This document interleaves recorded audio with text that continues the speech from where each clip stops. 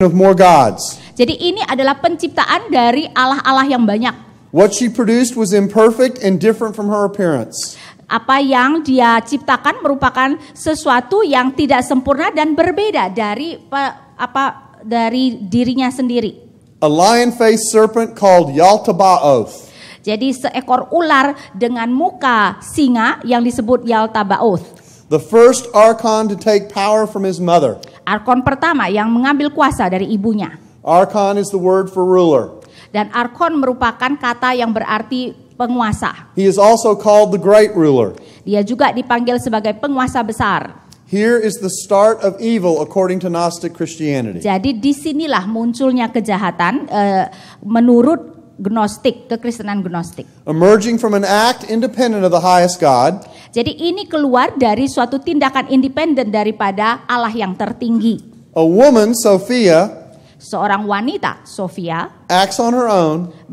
melakukan tindakan sendiri. She repents and asks for forgiveness. Dia kemudian bertobat dan meminta pengampunan. It's an interesting story. Ya, ini merupakan kisah yang menarik. It continues. Dan kisah ini berlanjut.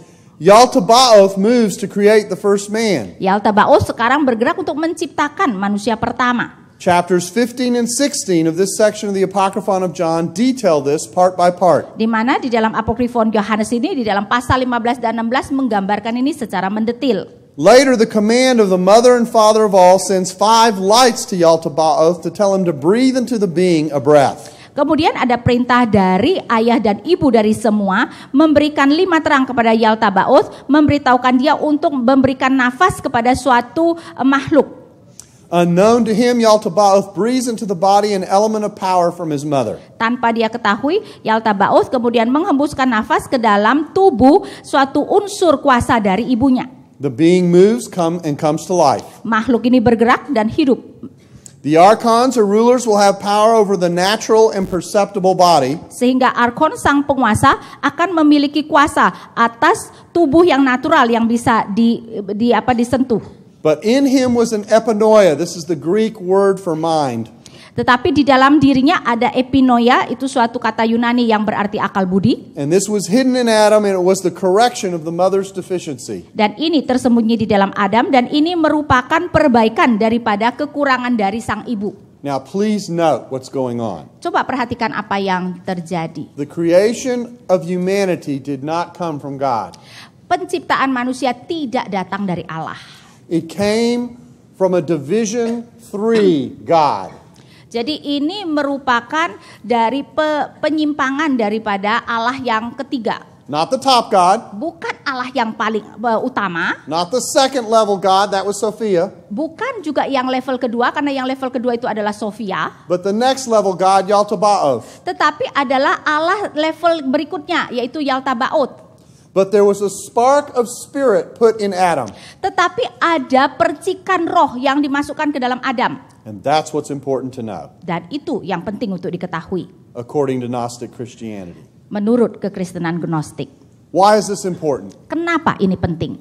It's important because it is so different than the story of creation in the Hebrew Scripture. Ini begitu penting karena sangat berbeda dengan kisah penciptaan di dalam Alkitab Ibrani.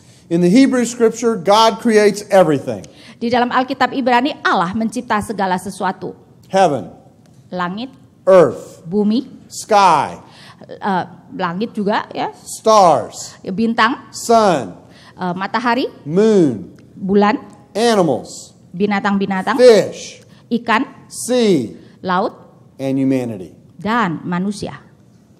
So it is impossible Jadi tidak mungkin for a movement tied to Jesus that came out of Hebrew Scripture believing Judaism, yaitu bahwa ada suatu gerakan yang keluar dari Yesus yang sebenarnya percaya kepada Alkitab Ibrani, to have believed this kind of a story of creation. bisa percaya kisah penciptaan seperti ini. So this is one indication that Gnosticism does not go back to the earliest period of Dan Christianity. ini merupakan salah satu bukti bahwa Gnostik tidak sebenarnya bisa muncul dari abad yang pertama, kembali kepada Yesus. In fact, of all the reasons that I'm going to tell you, Bahkan dari semua alasan yang saya akan beritahukan kepada saudara, This is the most important. Ini merupakan alasan yang paling penting. Now let's look and see what Thomas has to say about the person of Jesus. Mari kita kemudian lihat apa yang dikatakan oleh Thomas mengenai pribadi Yesus. Remember I told you that the Gospel of Thomas is an early 2nd century gospel. Ingat saya katakan bahwa Injil Thomas merupakan Injil pada awal abad kedua. And we're going to look at 3 passages. Dan kita akan melihat pada 3 bagian. 2 of them are in Thomas. Yang 2 ada di dalam Injil Thomas. And another one is in the Apocalypse of Peter, which is a 3rd century gospel. Dan yang satu lagi adalah di dalam Apokalips Petrus yang merupakan Injil abad ketiga. What is fascinating about this Yang menarik tentang ini is that when scholars today tend to talk about how Jesus is portrayed in Gnostic Christianity, adalah ketika para ahli menggambarkan bagaimana Yesus digambarkan di dalam kekristenan awal, they tend to suggest that he is a human being. mereka cenderung untuk menyatakan bahwa dia digambarkan sebagai manusia biasa For the Gnostic Christians. untuk orang-orang Kristen Gnostik. But actually that's not true. Tetapi sebenarnya ini tidak benar. He is a transcendent being, Dia adalah makhluk yang transenden, although exactly how transcendent is not clear. walaupun bagaimana atau seberapa transendennya itu tidak jelas. Let's take a look. Mari kita lihat. This is saying 77 in the Gospel of Thomas. Ini adalah perkataan 77 daripada Injil Thomas. Remember I told you the Gospel of Thomas has 114 independent sayings alleged to go back to Jesus. Ya, ingat bahwa Injil Thomas terdiri dari perkataan-perkataan yang independen 114 yang dinyatakan seakan-akan muncul dari Yesus. Let me be clear. I'm not saying these go back to Jesus. Saya mau menekankan, saya tidak mengatakan bahwa perkataan ini sebenarnya muncul dari Yesus. But this is what Gnostic Christians said Jesus taught. Tetapi ini apa yang dikatakan oleh Kristen Gnostik yang diajarkan Yesus. So here is saying 77. Jadi ini adalah perkataan nomor 77. Ask yourself if this sounds like a normal human being. Ya, coba tanya kepada diri saudara sendiri, apakah ini kedengaran seperti orang yang normal? Jesus said, "It is I who am the light which is above them all." Yesus berkata, adalah saya yang adalah terang yang di atas segala. It is I who am the all. Saya adalah segalanya. From me did the all come forth, Dari saya semuanya muncul, unto me did the all extend. dan kepada saya semuanya berkembang. Split a piece of wood and I am there. Pecahkan satu potong kayu dan saya ada di sana. Lift up the stone and you will find me there. Angkatlah batu dan saudara akan menemukan saya di sana. Sounds like a description of every human being I know. Seperti gambaran setiap orang yang saya kenal. Or take a look at the saying of Thomas 13. Dan coba lihat perkataan nomor 13. This is one of my favorite passages in Thomas. Dan ini merupakan salah satu bagian yang sangat saya sukai di dalam Injil Thomas. It is the equivalent to the scene in Caesarea Philippi in the Gospels. Ya, jadi ini mirip sekali dengan skenario di Caesarea Filipi di Injil. If you remember the scene in Caesarea Philippi, Peter confesses that Jesus is the Messiah. Karena kalau kita ingat kejadian di Caesarea Filipi, Petrus mengakui Yesus sebagai Mesias. Here is Thomas's version of this event. Dan ini adalah versi Thomas mengenai hal ini. Jesus said to his disciples, Yesus berkata kepada murid-muridnya, "Compare me to someone and tell me who I am like." bandingkan saya kepada seseorang dan katakan seperti siapa saya. Simon Peter said to him, "You are like a righteous angel." Simon Petrus berkata, engkau seperti malaikat yang benar. Matthew said to him, "You are like a wise philosopher." Matius berkata kepada dia, engkau seperti seorang filsuf yang berhikmat. Thomas, the hero of this gospel, Dan Thomas, sang pahlawan di dalam Injil ini, says this. berkata demikian. Thomas said to him, "Master, my mouth is wholly incapable of saying who you are like." Tuan, mulutku tidak bisa mengatakan siapa sesungguhnya engkau. Thomas is saying there is no way to describe who Jesus is. Thomas mengatakan bahwa tidak mungkin bisa menggambarkan siapa Yesus. And Jesus responds positively to this. Dan Yesus berespon secara positif. And I have to talk a little bit about grammar. Dan saya harus berbicara sedikit mengenai tata bahasa. And I hope this works in Indonesian. Dan saya harap ini bisa dimengerti dalam bahasa Indonesia. But in English, we Tetapi- have second person singular and second person plural. Tapi dalam Inggris kita bisa membagi kata kamu sebagai tunggal dan majemuk. So there is you, and I'm only talking about one of you. Jadi bisa ada kamu dan yang dimaksudkan adalah kamu satu orang. Or there is you, and I'm talking about all of you. Atau kamu, saya berbicara tentang kamu sekalian. In this reply of Jesus, Di dalam jawaban Yesus di sini, he is only talking about one of you, dia hanya berbicara tentang satu dari and kamu, that's Thomas. yaitu Thomas. So he says to Thomas, Dan dia berkata kepada Thomas, I am not your master, aku bukanlah tuanmu. because you, just to Thomas, Karena kamu, hanya Thomas saja, you have become intoxicated from the bubbling spring which I have measured out. kamu telah menjadi mabuk karena kamu telah menjadi mabuk dari sumber yang meluap-luap yang telah saya berikan. Most scholars of Thomas believe this is an allusion to the living water. Dan kebanyakan mereka yang membaca Thomas mengatakan bahwa ini merupakan referensi kepada air hidup. Thomas has experienced the living water. Jadi Thomas telah mengalami air hidup. And then Jesus takes Thomas aside for a private discussion. Dan kemudian Yesus membawa Thomas sendiri untuk berbicara berdua saja. He separates Thomas from the rest of the apostles. Dia memisahkan Thomas dari murid-murid yang lain. And he begins to tell him secret things. Dan dia mulai memberitahukan Thomas hal-hal rahasia. It's really cool to tell someone secret things. Ya, memang sangat enak kalau memberitahukan orang-orang lain tentang hal-hal rahasia. People like to know secrets other people do not know. Orang suka sekali tahu rahasia yang tidak diketahui oleh orang lain. And so Jesus continues to tell. Itulah yang terus Tuhan Yesus katakan kepada Thomas. These secret things. Hal-hal rahasia ini. And it's cool for Thomas. Dan ini tentu saja sangat cool buat Thomas. But it's not so cool for the other 11. Tapi itu tidak terlalu baik kan untuk yang 11 yang lainnya. So when Thomas comes back, jadi ketika Thomas kembali, the disciples asked Thomas. Para murid bertanya kepada Thomas. Guess what they asked Thomas? Dan tebak apa yang mereka tanyakan pada Thomas? What did he say? Apa yang dia katakan?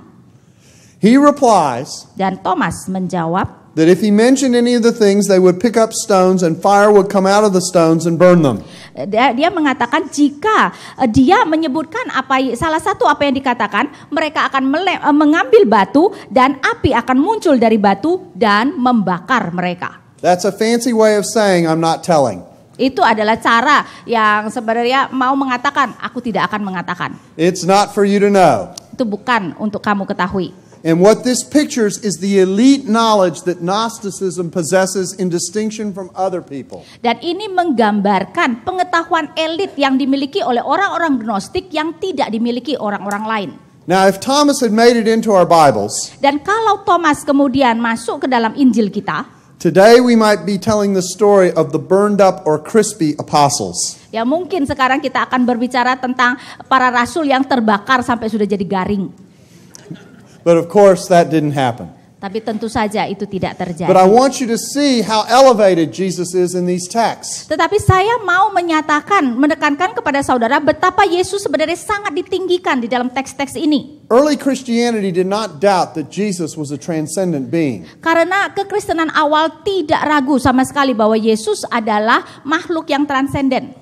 Even Gnostic Christianity didn't doubt that Jesus was a transcendent being. Bahkan kekristenan Gnostik tidak meragukan bahwa Yesus adalah suatu makhluk yang transenden. So people who want to adopt the Gospel of Thomas and argue that Jesus is human, jadi mereka yang mengadopsi Injil Thomas dan mengatakan Yesus hanyalah manusia, are misusing the teaching of these texts. sebenarnya telah salah menggunakan ajaran-ajaran teks ini. Here's what we've said from Thomas. Dan ini yang bisa kita katakan dari Thomas. There is a high Christology because Jesus' role is inexpressible. Pertama, bahwa ada kristologi yang sangat tinggi karena peran Yesus tidak bisa diekspresikan.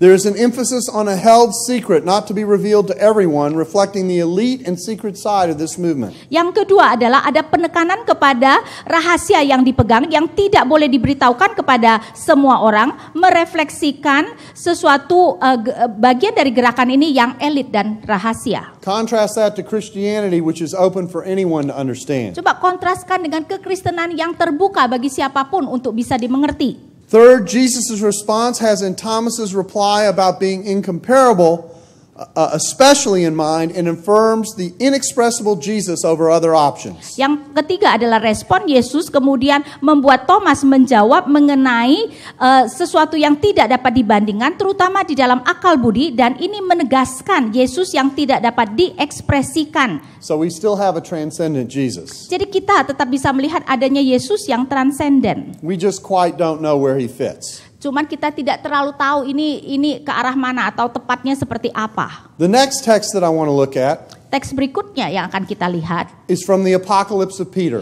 dari Apokalips Petrus 81:7-23. 81:7-23. That's in case you want to memorize it later. Ya, jadi kalau saudara mungkin mau menghafalkannya. Peter has a vision, Petrus mendapatkan penglihatan and his vision is of the crucifixion. dan penglihatannya adalah tentang salib. This is what he says about it. Dan ini yang dikatakan. I, Peter, said, Saya, Petrus berkata, "What am I seeing, O Lord? apa yang saya lihat Tuhan? Is it you yourself whom they take? Apakah engkau sendiri yang mereka ambil? And are you holding on to me? Dan apakah engkau berpegang kepadaku? Who is this one above the cross who is glad and laughing?" Dan siapa ini yang ada di atas salib yang senang dan sedang tertawa? And is it another person whose feet and hands they are hammering? Dan apakah ada orang lain yang tangan dan kakinya mereka pakukan? The Savior said to me, "He who you see above the cross, glad and laughing, is the living Jesus." Dan Sang Juru Selamat berkata kepada aku, dia yang kau lihat di atas salib yang sedang senang dan tertawa adalah Yesus yang hidup. But he into whose hands and feet they are driving the nails is his physical part, which is the substitute. Tetapi dia yang tangan dan kakinya sedang dipaku adalah bagian fisiknya yang merupakan pengganti. They are putting to shame that which is his likeness. Mereka memberikan atau meremehkan dia, mencemooh dan dia yang adalah kemiripannya. This is a very important text Dan ini merupakan teks yang sangat penting. because it teaches that Jesus himself did not go to the cross. Karena ini mengajarkan bahwa Yesus sendiri sebenarnya tidak disalibkan. It teaches that a substitute went in Jesus' place. Jadi mau mengatakan ada orang yang menggantikan Yesus That disalibkan. Jesus' spirit rose to heaven before the crucifixion. Bahwa roh daripada Yesus sudah naik ke langit, ke surga sebelum ada penyalipan. And from heaven he watched the crucifixion. Dan dari surga dia melihat kepada penyalipan tersebut And he laughed. dan dia tertawa. He laughed because they thought they were putting him to death, Dia tertawa karena orang-orang itu berpikir bahwa mereka menyalibkan dia. when in fact his spirit had departed before he ever made it to the cross. Padahal sebenarnya rohnya sudah meninggalkan tubuhnya itu ketika sebelum tubuh itu kemudian disalibkan. Jesus is laughing at their mistake. Jadi Yesus tertawa atas kesalahan yang mereka lakukan. Need I say how different this is from the Christian presentation of the Apakah crucifixion? saya perlu mengatakan betapa berbeda gambaran yang ada di sini dari penyalipan di dalam Injil This Kristen. is a vivid contrast to what Christianity teaches. Dan ini merupakan suatu kontras yang sangat jelas dengan apa yang diajarkan oleh kekristenan. Now, to save time, I'm not going to give you the other two categories. I'm just going to make my fundamental point. Ya, untuk menghemat waktu saya tidak akan membicarakan yang lain, saya hanya akan memberikan poin-poin yang penting. In the first and second centuries, Di dalam abad yang pertama dan kedua, Orthodox Christianity believed in certain things. kekristenan ortodoks percaya kepada hal-hal tertentu.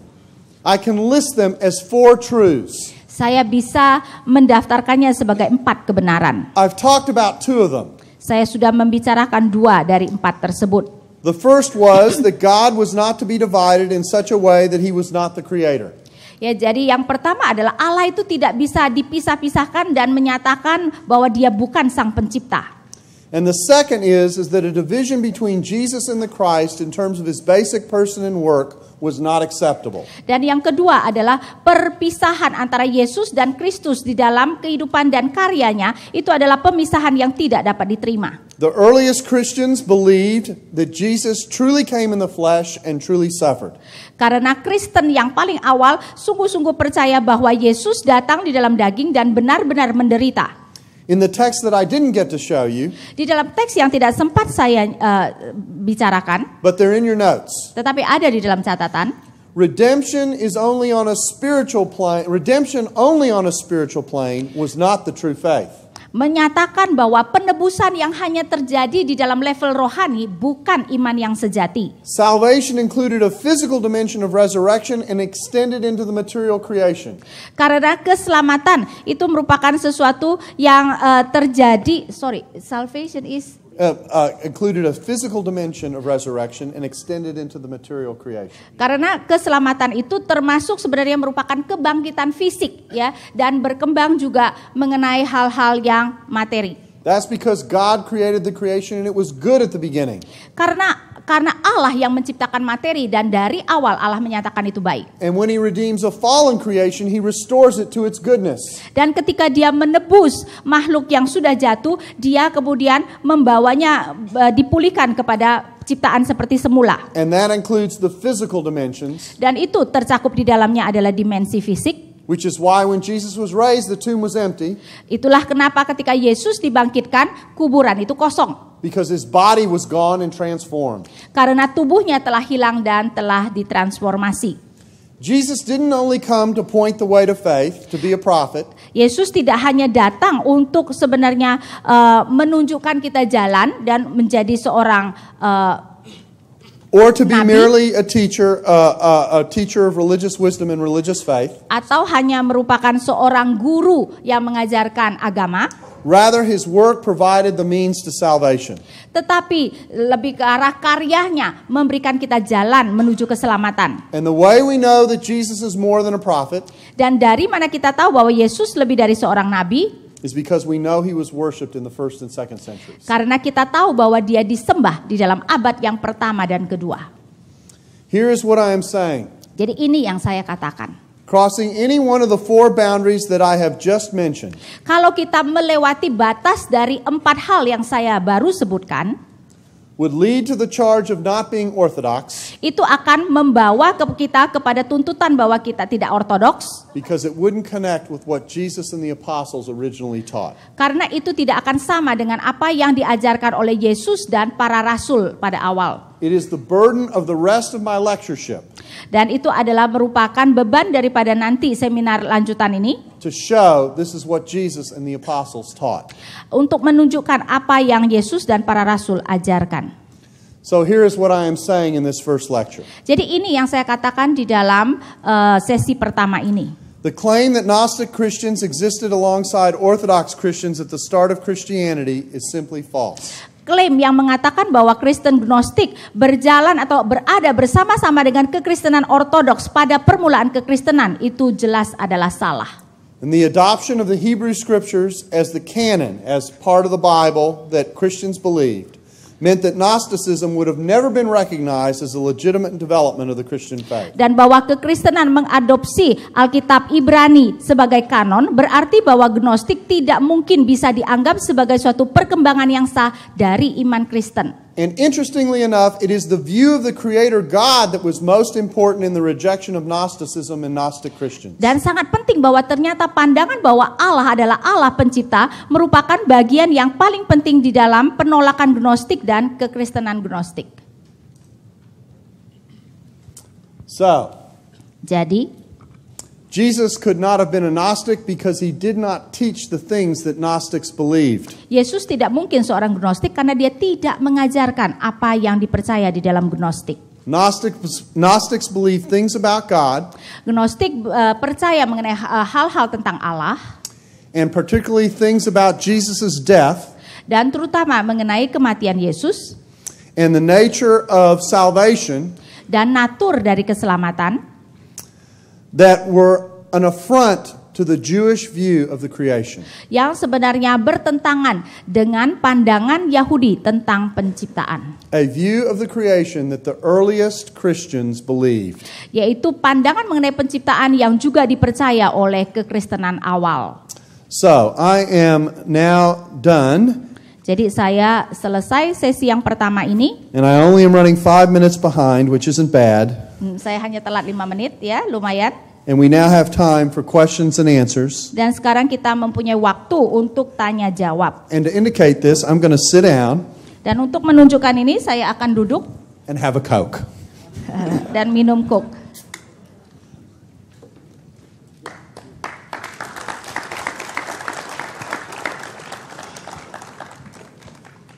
the question is the Gospel of Thomas has an influence in the Mar Thoma Church in India. Do you know about Mar Thoma Church in India? No, yes, but I know about the tradition associated with Thomas coming to India. Saya tidak tahu mengenai gereja Mar Thoma di India, tetapi saya tahu memang ada asosiasi yang mengatakan ya Thomas pergi ke India. But we need to remember that we aren't necessarily saying that Thomas wrote the gospel that is attributed to him here. Tapi kita juga harus ingat, kita jangan menganggap bahwa Thomas yang sang murid itu sebenarnya yang menuliskan Injil Thomas ini. So we have to distinguish between the tradition associated to Thomas's coming to India. Jadi kita harus membedakan tradisi yang mengasosiasikan Thomas datang ke India. And whether that Thomas is responsible for the Gospel of Thomas. Dan apakah Thomas itu sesungguhnya yang menuliskan Injil Thomas? If the Gospel of Thomas is a 2nd century gospel, Jika Injil Thomas merupakan Injil abad kedua, and it doesn't make any difference if it's early 2nd century or late 2nd dan century, itu tidak peduli apakah itu awal ataupun akhir daripada abad kedua, then the Apostle Thomas couldn't have written it. jadi tidak mungkin ditulis oleh Rasul Thomas. So is there a similarity of the Gospel of Thomas and Nestorianism? About the division of two nature of Jesus, his humanity and his. It's different than Nestorianism. Jadi ini berbeda dengan Nestorianisme. Because Nestorianism is trying to ask the question, when is Jesus functioning as a human and when is he functioning as divinity? Karena sebenarnya Nestorianisme mau mengatakan kapan Tuhan Yesus berfungsi sebagai manusia dan kapan dia berfungsi sebagai Allah. And distinguish those functions. Dan membedakan kedua fungsi tersebut. Actually, what we have in the Apocalypse of Peter Jadi sebenarnya apa yang kita miliki di dalam Apokalips Petrus is a story that's very, very close to the way some movements of Islam portray Jesus' death. ini sebenarnya merupakan hal yang mungkin sangat mirip dengan apa yang Al-Quran atau Islam gambarkan tentang Yesus. When they argue that Jesus really didn't go to the cross. Di mana mereka berdebat bahwa Yesus sesungguhnya tidak sungguh-sungguh disalibkan.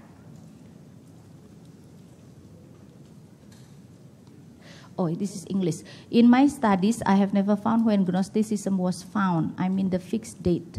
Many believe that it was found in the late of 2nd century. But why some of the Bible commentators has put some of the Paul's letters in the context of or against Gnosticism? So what do you think about that? For your information, Professor Witherington said that it's not Gnosticism but Docetism. Yes. Well, actually, we have several things happening. Ya, sebenarnya ada beberapa hal yang terjadi.